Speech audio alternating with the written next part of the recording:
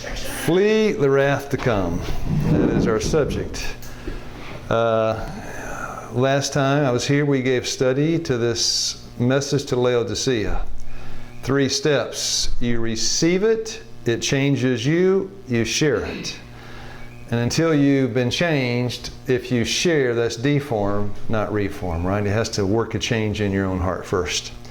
So I'll pray this morning, we'll begin. Our Father in heaven, bless us this morning as we long to understand the truth. I ask it in Jesus' name. Amen. So it's pretty simple. John the Baptist said, and I'll show you where he said it in a second. John the Baptist said, "Who warned you to flee from the wrath to come?" Now, the forerunner of Christ's first advent was a very plain-spoken man. What was his name? John. Plain name too, right? He rebuked sin, called things by their right names. He laid the axe at the root of the tree. He thus addressed one class of professed converts who came to be baptized of him in Jordan. "O generation of vipers, who hath warned you to flee from the wrath to come?" They were professed believers, they weren't. "Bring forth therefore fruits meet for repentance. And now also the axe is laid unto the root of the trees. Therefore every tree which brings not forth good fruit is hewn down and cast into the fire." That's where you find it all, Matthew 3, right? Mm-hmm. In this fearful time, just before Christ is to come the second time, now we've just moved from 2,000 years ago to today, God's faithful preachers will have to bear a still more pointed testimony than was borne by John the Baptist. Is that the straight testimony of Laodicea? Yes. Does it cause a shaking? Yes. But you can't give it until you first receive it and it works a change in your own heart. Responsible, important work is before them, and those who speak smooth things God will not acknowledge as His shepherds. A fearful woe is upon them. Now, remember, you got to receive it first. Pretty simple so far. Now, who'll read? 6T 121. They should know the things that will come to pass before the closing up of the world's history. These things concern our eternal welfare, and teachers and students should give more attention to them. Now, we read that before, but today we put 1 Corinthians 14:40 with it. Let all things be done decently and in order. Mm-hmm. Is there a sequential order to last day events? Yes. And if you get the order wrong, can it cause a real problem?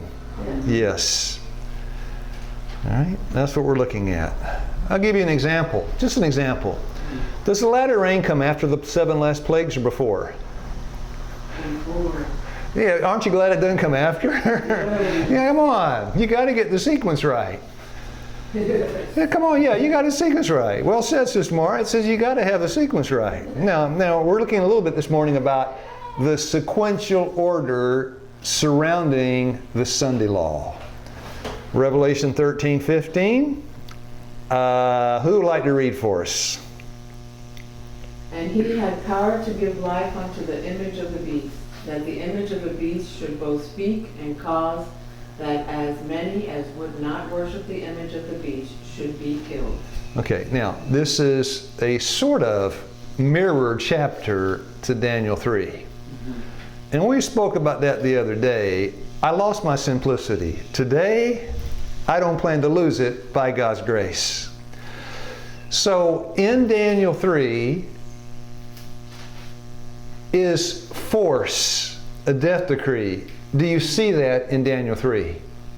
Yes. Yes. But before the death decree comes a nice party atmosphere. Mm-hmm. The force always comes first or last? Last. Now we're ready. Force is the last resort of every false religion.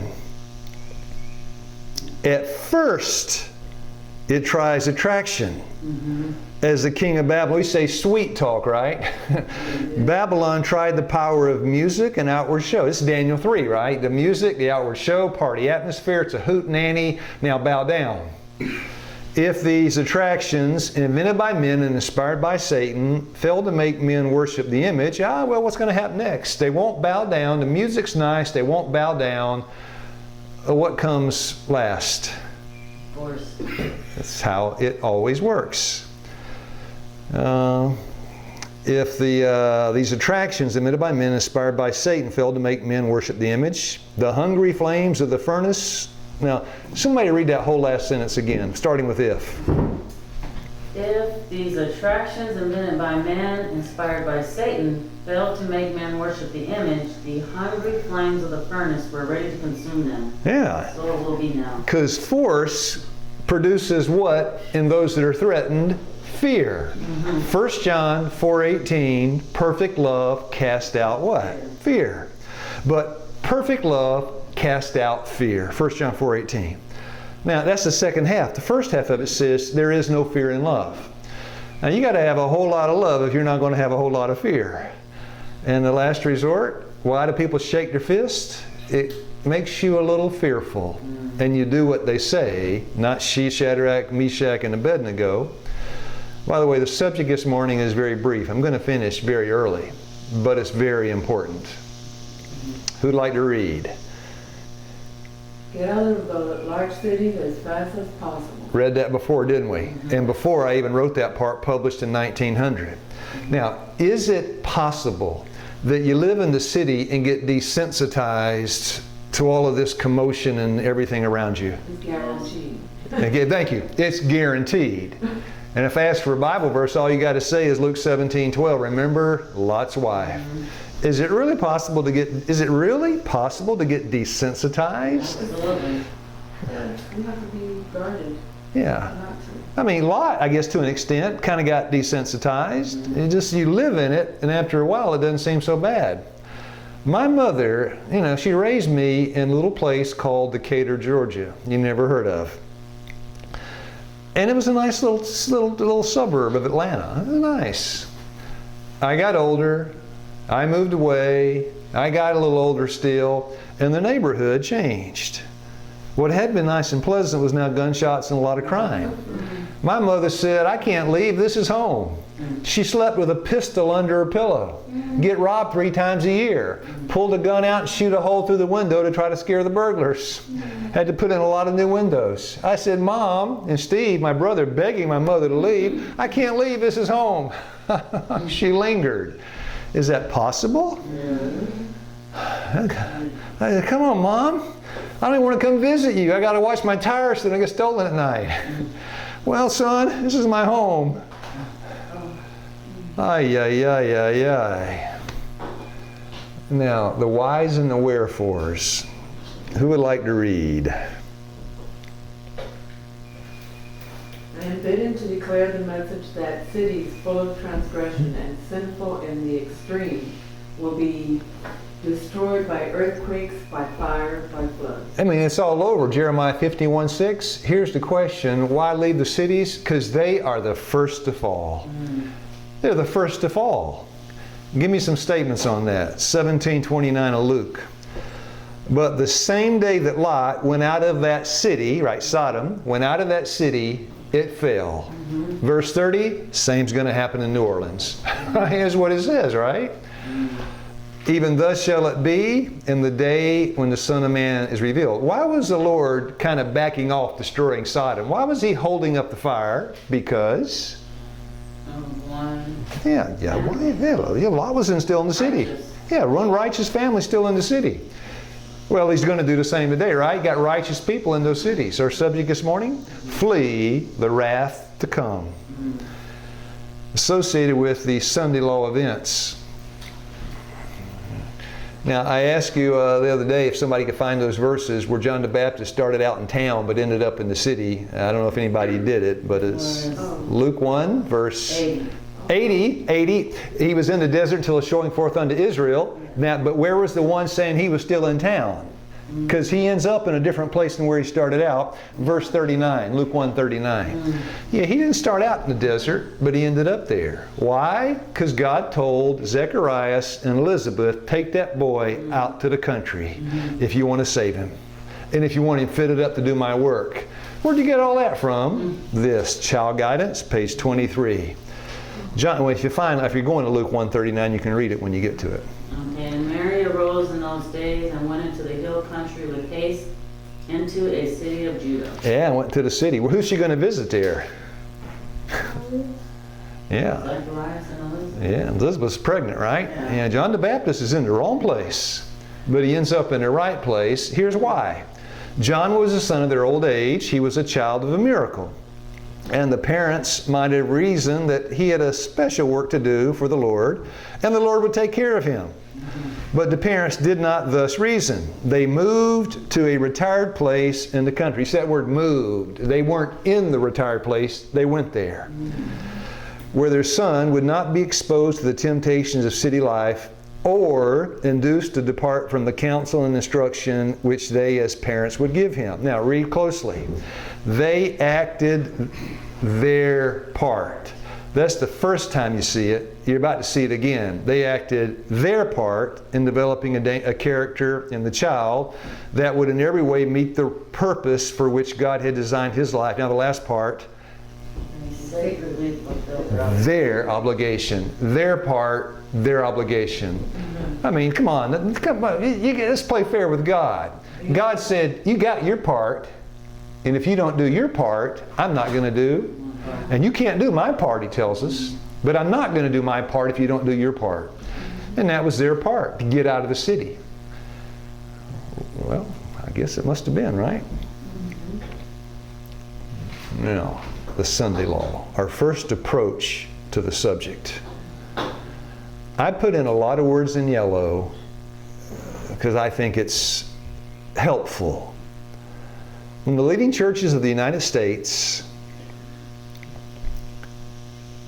uniting upon such points of doctrine as are held by them in common, shall influence the state to enforce their decrees to sustain their institutions. What do we call that kind of big long sentence? laws. What kind of law? Let's read. Uniting upon such points of doctrine as are held by them in common shall influence the state to what? Enforce. By what? Law. What law? The Sunday law, the decree. Enforce their decrees and to sustain their institutions, then Protestant America will have formed an image of the Roman hierarchy.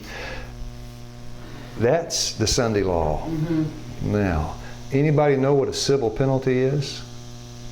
Tickets. That's it. That's it. Civil penalty. Jaywalking, $25 at the courthouse, right? Those are civil penalties. And the affliction of civil penalties upon the sinners, what's that word inevitably mean? It will happen sooner or later. Inevitably, well, let's start out with some track. Force is the last resort. So a little civil penalty upon the sinners eventually. Doesn't start out that way. And the infliction of civil penalties upon the sinners will, inevitably, that'll be the result. It's not if, it's when. Yeah, it's not if. It's sequential order. It's when. The Lord's coming back. It's not an if, it's a when. Sequential order. Now you keep reading these statements. I'm piling up the statements. They all say the same thing. Different places, the same thing. Don't miss this. Everything could hinge on this. As the movement for Sunday enforcement becomes, it doesn't start out that way. No. As it becomes more bold and decided, I wrote it in, right? You see it yourself. The law will be invoked against commandment keepers. Before that, it's not invoked. It's not. They will be threatened with fines and imprisonment, and some will be offered positions of influence and other rewards. The last resort, now you finish the sentence, the last resort is force. Finish the sentence, it's a calm before the storm. And as you said, Miss Mara, it ain't, but it's when. Yeah. Now, what does it say in the Bible? Same thing. I'll read 2, somebody else read 3 and 4. Ye yourselves know perfectly that the day of the Lord so cometh as a what? A thief in the night. Now, 3 and 4. For when they shall say peace and safety, then sudden destruction cometh upon them, as travail upon a woman with child, and they shall not escape. But ye, brethren, are not in darkness, that that day should overtake you as a thief. Now, typically you ask a group of Seventh-day Adventists, what's going to happen at the Sunday law?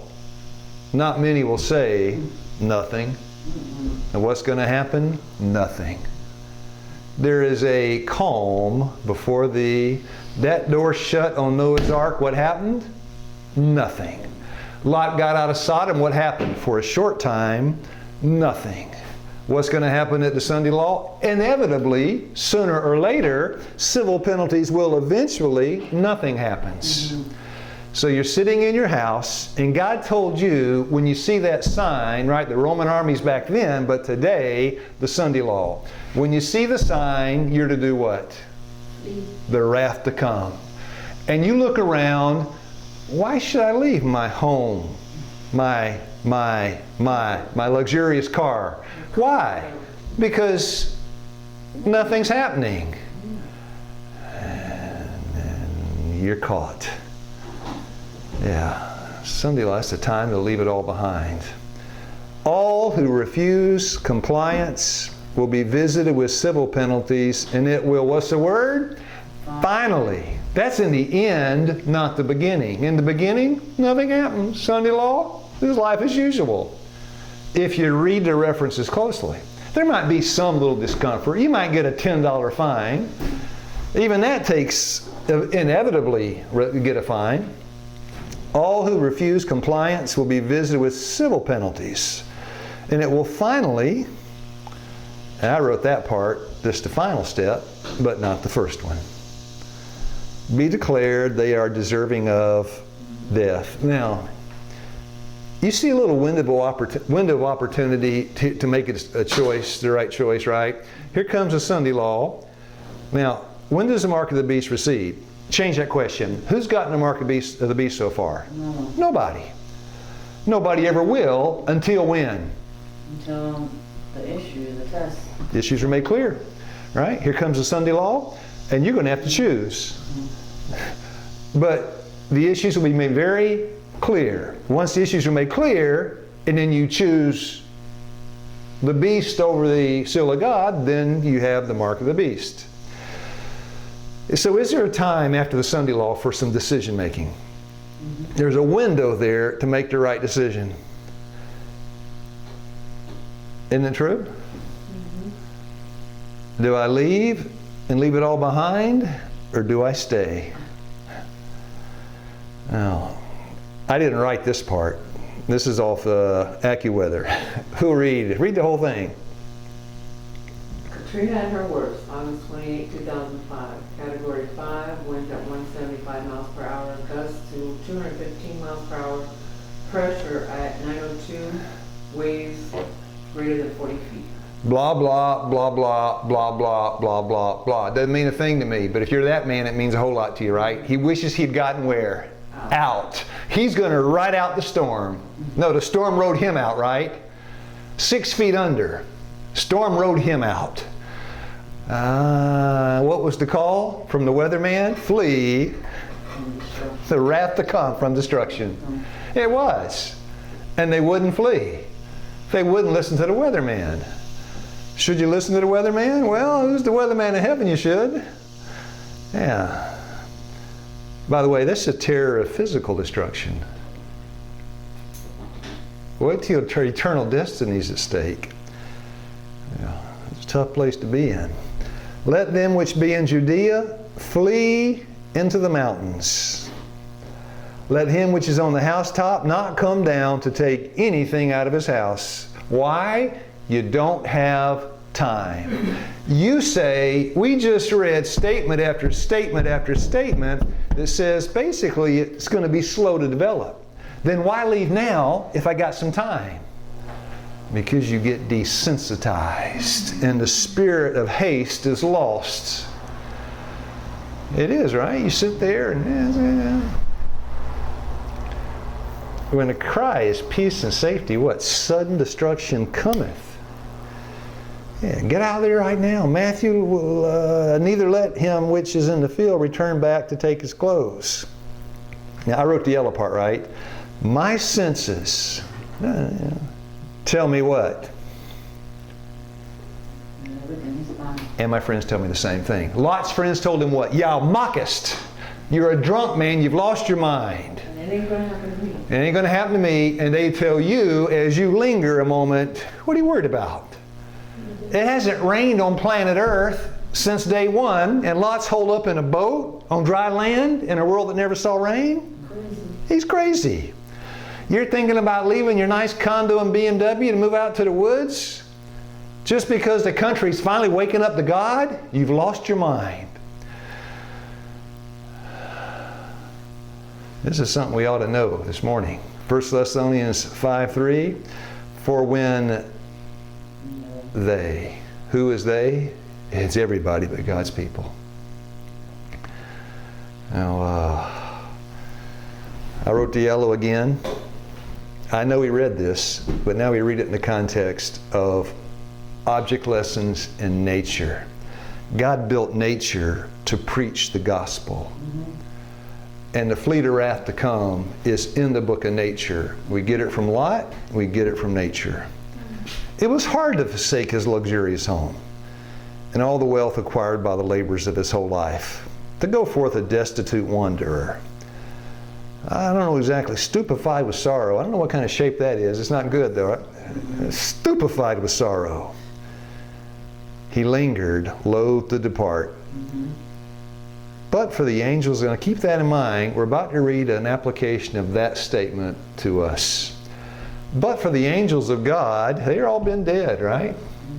Now, who read this is my writing, I know, not inspired. Who read the yellow? Lot's senses told him that all was well. By the time your senses are aware, it's too late. Yeah. Now, you tell me in the tsunami, what's the first thing you see on the beach in Indonesia? Yeah. The children are out there digging the crabs, and they notice the tide went out, and then it went out, and then it went, come on, it's good, come on, look at this. And they're down there rejoicing that they got clear access to the whole beach. That's the peace before the storm. Now I'm going to show you something from CNN, a live camera in a helicopter. Of course, this is 373 people digging clams down on the beach that didn't get out, right? Dozens missing in Indonesia. We know how many it finally killed, right? The death toll was sky high. But nobody, hardly was there any graphic CNN video because it happened so fast. But in Japan, they're a high-tech country, cameras everywhere. You want to see what it looked like in Japan? We're looking at these pictures, we can see something is ablaze there on the ground as this very strange wave of mud and debris with boats included and cars and all sorts of things. It's when you see something like this, Ivan, unfold before your very eyes that you get an idea of there's nowhere to run when you have something like that coming so fast towards you. And of course, you know, it appears to be fairly slow when you're looking aerially, but if you're on the ground and that is moving at such a fast speed, you can see the boat there. Just unbelievable pictures. There's a building or a couple of buildings that are on fire and are moving with the tsunami. That is just something you just never seen before, and there's a pretty big vessel there getting pushed to shore. The one good thing that I'm seeing here, there are homes now in the way, but generally, if you've noticed, Rosemary, this has been through farmland here. There's that fire that I've been talking about, a moving blaze along the tsunami. Just unbelievable stuff here. Sweeping everything in its path. I mean, do you see the guy driving the car? Yeah. You don't see him after a few seconds, but he's running from the, what did CNN say? There, yes, yes. Nowhere to run, nowhere to hide. That's physical destruction. I tell you what, spiritual, what's coming on this earth. The storm is coming, relentless in its fury. And Mrs. White's not talking about a tsunami or an earthquake. And she asked the question, what? Are we prepared To meet it. Now, you get Now we take those angels and their work with Lot in Sodom. What prepares you to meet the storm is preparing others to meet the storm. This is where I got it from. Of course, I wrote the yellow. God still has the people in Babylon. Sunday law is going to come. They're not going to know anything about this. Isn't that true? They're not going to know about country living. They're not going to know about fleeing the city. The Sunday law comes. God has people in LA, in Houston, in Phoenix. He still has people there. How are they going to know to leave? God has a people in Babylon, and before the visitation of His judgments, these faithful ones must be called out. That's why, again, I put that Ecclesiastes, Laodicea, called out. Ecclesia means called out, assembly, a church. Many of God's people in the cities compromising Babylon. Church's work is to call them out. That's what a church is, right? We call people out of Babylon, but that's the last minute, right? That's the last opportunity that they partake not of her sins and receive not of her plagues. Here's the problem. Dear friends, if you ain't going out, how can you call other people out? You can't. There is a reason to go back in, and that is to Call people out. Enoch could say, well, I'm here to call you out. Where you live? Out. Come out and visit me. I'll show you by example the life I live. Servants of God endowed with power from on high and with their faces lighted up and shining. This is the latter rain, right? Remember power to the loud cry? This is the message. Flee the wrath to come. We read it. John the Baptist gave it. We give it again. With faces lighted up and shining with holy consecration, went forth to proclaim the message from heaven. Souls that were scattered all through the religious bodies answered the call. And I wrote that. You don't know what we know. You can't expect them you can't expect them to move out of LA today, right? You don't expect it. And the precious were hurried out of the doomed churches as Lot was hurried out of Sodom before her destruction. Was Lot forced to leave? No. No. Did he have some strong encouragement? Yes. Yes. You're not going to force anybody to leave. Now, the question, why does God allow all this tsunami stuff and spiritual hurricane to hit? Dear friends, does it make it easier to come out of the burning building when the building's on fire? Yes. Yeah, the Lord lets the whole earth burn down so people finally want out. That's what it took to get Lot out, the threat that the place was going to be burned down. So we're like firemen leading people out of the burning building, aren't we? That's what we're doing. I'll read it. Come on. Souls that were scattered all through the religious bodies answered the call, and the precious were hurried out of the doomed churches as Lot was hurried out before the fire fell on Sodom. Yeah, we're going to be giving some strong encouragement. One of the strongest sermons you'll ever preach is not what you say, but what you, what you live. And now, is it a hot building we're running into? You want to see one of the hottest pictures I've ever seen in my life? That's a hot picture. Everything got melted on that man except, thank you. Not the safest, easiest job to have, is it? But did it have a good future?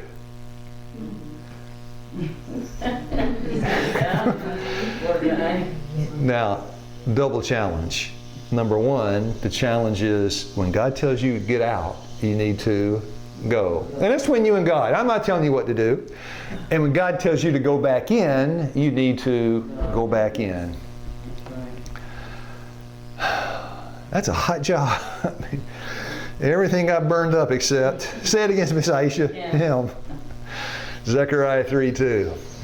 Even the Lord that hath chosen Jerusalem rebuke thee, then every one of you are brand plucked right out of the fire, aren't you? Yes, you are. Yeah, some of the goody two-shoes say, well, I wasn't. Yes, you were. Now the Lord, John 13:15, I've given you an example that you should do as I have done. I ran into the burning building to get you out. I may send you back in the building to get others out.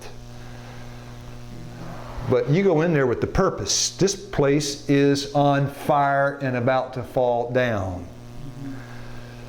You're not going in there to make another payment on your Cadillac, right? Flee.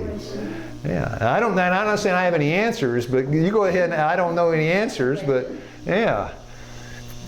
Which part of the sequence that we really know? Good question. No, good question. There's a good question. That's a good question. Now, let's just reason it out.